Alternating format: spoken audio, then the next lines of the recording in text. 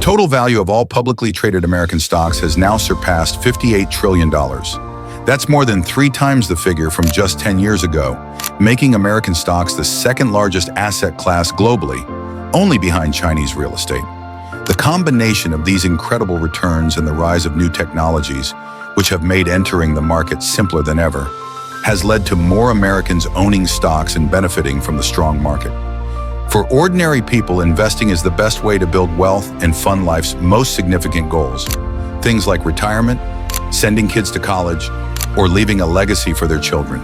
With more people than ever benefiting from the stock market, the success of investors is beneficial to everyone. However, there's a catch. What I just told you, it's mostly false. You're not an investor, but it's essential to believe you are. So when we talk about record highs for the S&P 500 and the NASDAQ, or the high number of layoffs, the reality is often different. While layoffs are tough, companies tend to bounce back. The stock ownership rate is approaching an all-time high, but you might be surprised by the actual numbers. A Gallup survey shows that only 61% of households own any stock, either directly or through mutual funds. This data is consistent with the Federal Reserve's estimates, which suggests that we've just surpassed the stock ownership peak seen before the 2008 crash. More people owning stocks is great, but there's a twist. These record highs are the result of 2 factors. The first is the widespread presence of stocks in 401k accounts. As traditional employee pension plans fade away, more retirement risk is shifting to workers. But a diversified portfolio is generally safer than an old pension plan, which has been wiped out in several major corporate bankruptcies in recent decades. However, this doesn't necessarily mean that households own more stocks. Employer pension plans used to manage their workers' stock investments to fund future liabilities. The only difference now is who holds those shares. The second factor boosting stock ownership is the rise of low-cost or commission-free brokers like Robinhood, making it easier than ever to start investing. But just because it's easy doesn't mean it's smart. Investing should be part of a well-rounded financial plan. It won't make you rich by itself. Robinhood's latest filing shows that their average funded account holds less than $5,000. Another report by Stilt revealed that 43% of Robinhood users had FICO scores below 650, and a Wall Street Journal survey found that many were using the app for debt relief. The reality is, the odds of generating investment returns that exceed the interest on high-risk consumer debt are virtually non-existent. Some may get lucky, but most would be better off using their money to pay off high-interest debt. If you manage to consistently beat the interest rates on a car loan with a poor credit score, then you're probably doing well enough to land a job at a top financial firm. Many Robinhood users are engaging in speculation rather than investing. Interestingly, the decline in Robinhood's active users coincides with a rise in sports gambling app usage, like DraftKings and FanDuel. A Bloomberg report revealed that some investors were pulling money from stocks to fund their gambling accounts.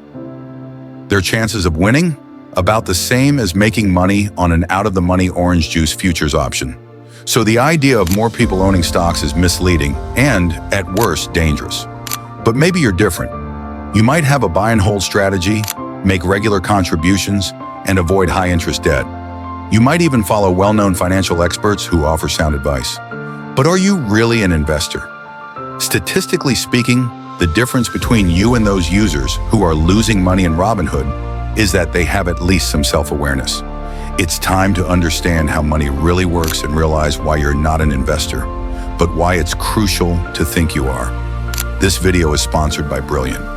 Brilliant is an interactive platform designed to help you understand complex topics through direct engagement, whether it's math, programming, or data analysis. I've recently used their daily challenges, and it's been a great way to sharpen problem-solving skills in just minutes each day. Brilliant is perfect for fitting into your busy schedule.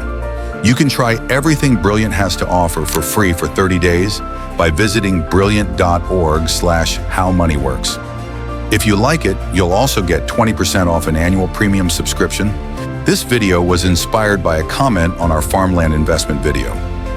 I don't want to single out the commenter, but they suggested that even if investors buy up all the farmland, it doesn't matter because we are all investors through pensions or retirement accounts. This argument has been used to justify bailouts in the past, with the claim that a market crash would hurt everyone's retirement savings. But here's the truth. Stock ownership in the US is incredibly concentrated. According to a Fed survey, the top 10% of Americans own 93% of all stocks. This means that everyone with less than $1.6 million is really just fighting over the scraps. Even within the top 10%, stock ownership is highly concentrated in the hands of the wealthiest 0.1%. These are the true investors, as they derive most of their wealth from dividends and capital appreciation. The misconception that millionaires become wealthy from having multiple income streams is similar to the idea that being an investor will make you rich. This myth comes from an IRS study of households between 1998 and 2002, showing that high net worth individuals earned income from multiple sources: dividends, wages, rental properties, royalties, capital gains, and more. However, to benefit from these sources, they first had to have wealth to invest. So they didn't get rich from having multiple income streams. They had multiple income streams because they were already wealthy.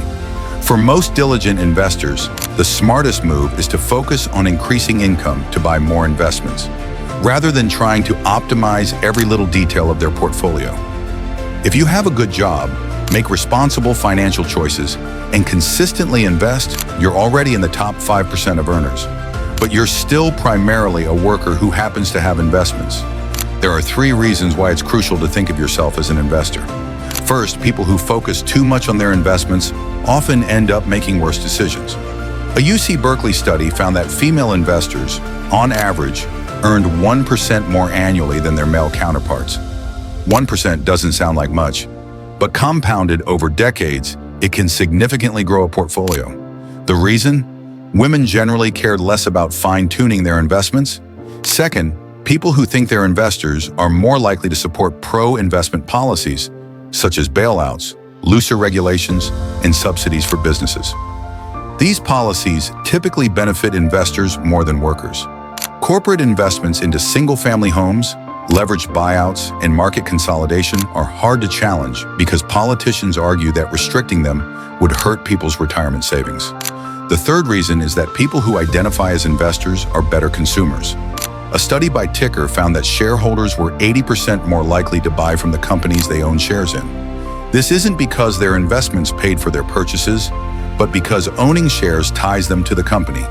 For example, Carnival Cruise Line offers discounts to shareholders because they know it's an effective loyalty program. The key takeaway here is that investing remains critical. Go watch my latest video on the millions of people who can't afford to retire, but are being forced to anyway. And remember, if you want more insights and hard-hitting content, subscribe and give us a like.